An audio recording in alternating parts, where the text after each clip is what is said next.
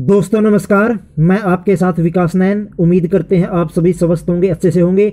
आज हम आपके लिए इस वीडियो में भारतीय संविधान के 20 ऐसे क्वेश्चनों का सेट लेकर आए हैं जो कंपटीशन एग्जाम में अक्सर बार बार पूछे जाते हैं। चलिए दोस्तों शुरुआत करते हैं। सबसे पहला जो क्वेश्चन है वो है, भारतीय संविधान सभा की कितनी समितियां थी?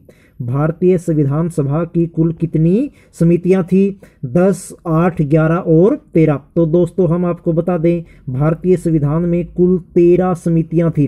कितनी समितियां थी? 13 थी। दूसरा क्वेश्चन, संविधान सभा की सबसे बड़ी समिति कौन सी थी? संविधान सभा की सबसे बड़ी समिति कौन सी थी? 13 समितियों में सबसे बड़ी जो समिति थी वो थी मूल अधिकार समिति। मूल अधिकार समिति, इसमें कुल 54 सदस्य थे। कितने सदस्य थे?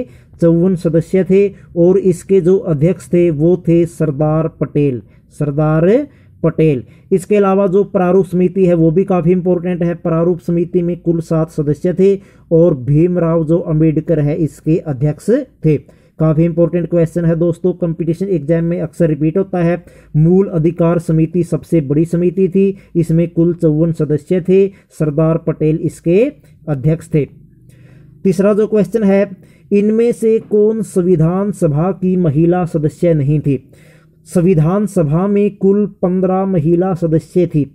15 महिला सदस्य थी, जिसमें से रेणुका रॉय, सरोजिनी नायडू, विजय लक्ष्मी पंडित थी, जबकि एनी बेसेंट संविधान सभा की महिला सदस्य नहीं थी।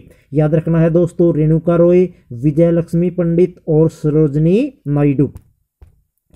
चौथा जो क्वेश्चन है, कौन सी अनुसूची दल बदल से संबंधित है? संविधान की कौन सी अनुसूची दल बदल से संबंधित है? हम आपको बता दें, जो मूल संविधान था भारत का उसमें कुल 395 अनुच्छेद थे और 8 अनुसूची थी। इनमें से दल बदल से संबंधित जो अनुसूची थी वो थी 10वीं अनुसूची। 10वीं अनुसूची दल बदल से संबंधित थी। इसके अलावा जो 9वीं अनुसूची है उसमें प्रथम संशोधन हुआ था। 11वीं जो अनुसूची है वो पंचायत से जुड़ी थी और जो 12वीं अनुसूची है वो नगर महापालिका से जुड़ी थी। तो 10वीं जो अनुसूची है वो दल बदल से संबंधित है। उसके बाद अनुच्छेद 368 का संबंध किससे है? अनुच्छेद 368 का संबंध किससे है? संविधान संशोधन से, राजभाषा से, पंचायत से, इनमें से कोई नहीं। जो संविधान संशोधन है उसका जो संबंध है दोस्तों अनुच्छेद 368 से है। काफ़ी इंपॉर्टेंट क्वेश्चन है, कई बार ये आता है। अर्थात भारत के संविधान में संशोधन कैसे होगा, उसकी क्या क्या प्रक्रियाएं होगी, क्या क्या शर्तें होगी, इन सभी का वर्णन किस आर्टिकल में किया गया है? अनुच्छेद 368। उसके बाद छठा क्वेश्चन, भारतीय संविधान में समाजवाद, धर्मनिरपेक्षता, अखंडता शब्द किस संशोधन द्वारा जोड़े गए? पहला संशोधन, 42वां संशोधन, 44वां संशोधन या फिर 73वां संशोधन? दोस्तों जो समाजवाद, धर्मनिरपेक्षता और अखंडता शब्द है वो 42वें संशोधन के द्वारा जोड़े गए थे और ये 1976 में जोड़े गए थे। जो 1976 का संशोधन हुआ था 42वां, उसको लघु संविधान की संज्ञा भी दी जाती है। किसकी संज्ञा दी जाती है? लघु संविधान की संज्ञा दी जाती है। और इसमें समाजवाद, धर्मनिरपेक्षता, अखंडता शब्दों को जोड़ा गया था। 7वां जो क्वेश्चन है, पहला संविधान संशोधन कब हुआ?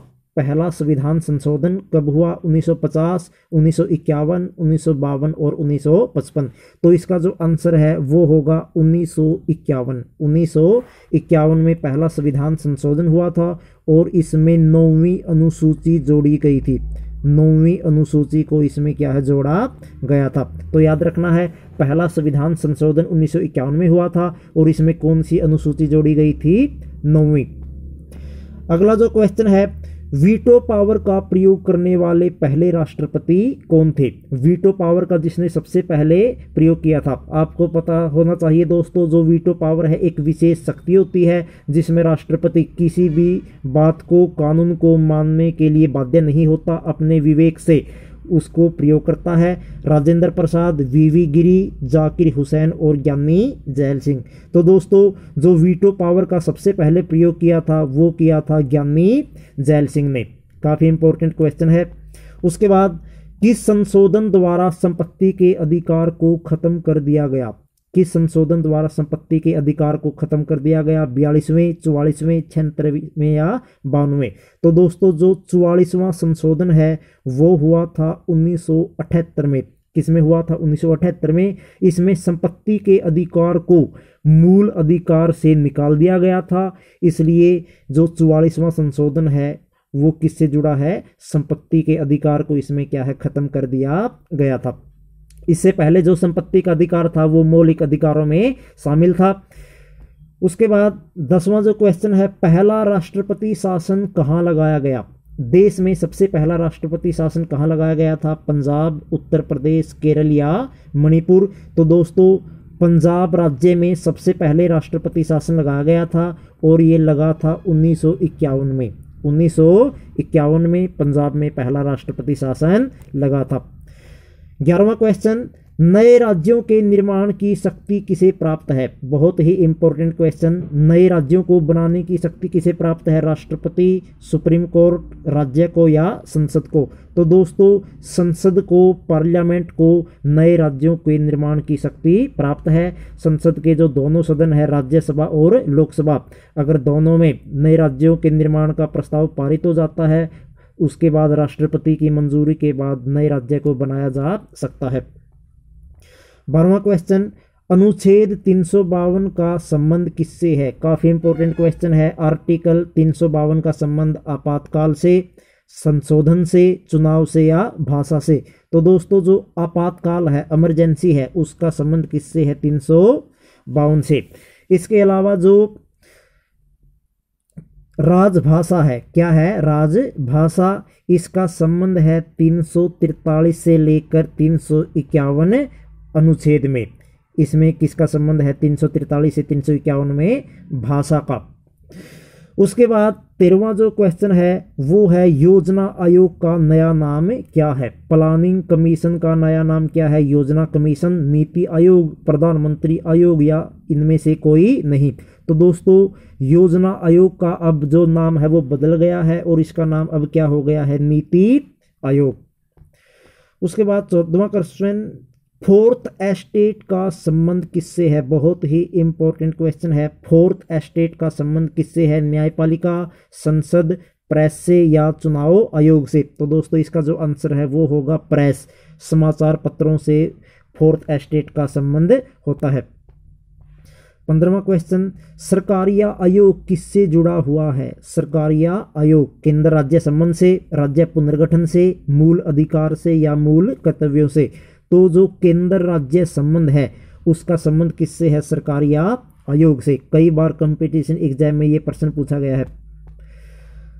16वां जो क्वेश्चन है, संसद के दोनों सदनों की संयुक्त बैठक की अध्यक्षता कौन करता है? संसद के जो दोनों सदन है, राज्यसभा और लोकसभा, दोनों सदनों की संयुक्त बैठक की जो अध्यक्षता है वो प्रधानमंत्री, राष्ट्रपति, सुप्रीम कोर्ट का जज या लोकसभा अध्यक्ष? तो इसका जो राइट आंसर है वो क्या होगा? लोकसभा अध्यक्ष दोनों सदनों की संयुक्त बैठक की अध्यक्षता करता है। 17वां क्वेश्चन, भारत में मत देने का अधिकार कैसा है? वोट देने का अधिकार किस प्रकार का अधिकार है? वैधानिक है, मौलिक है, नैतिक है या इनमें से कोई नहीं? तो दोस्तों जो वैधानिक अधिकार है, कानूनी अधिकार है, वो वोट देने का अधिकार है। कई बार ये एग्जाम में पूछा गया है।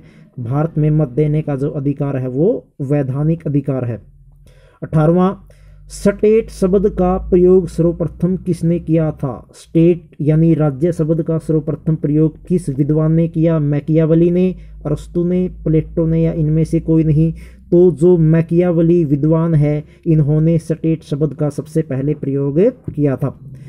19वां क्वेश्चन, संवैधानिक उपचारों का अधिकार किस अनुच्छेद से जुड़ा है? संवैधानिक उपचारों का अधिकार अनुच्छेद 32, अनुच्छेद 33 या अनुच्छेद 20? तो दोस्तों जो अनुच्छेद 332 है उसका संबंध किससे है? संवैधानिक उपचारों का अधिकार, यानी किसी व्यक्ति को अगर ये लगता है उसके अधिकारों का उल्लंघन हुआ है तो वो कोर्ट में जाकर अपने अधिकारों की रक्षा कर सकता है।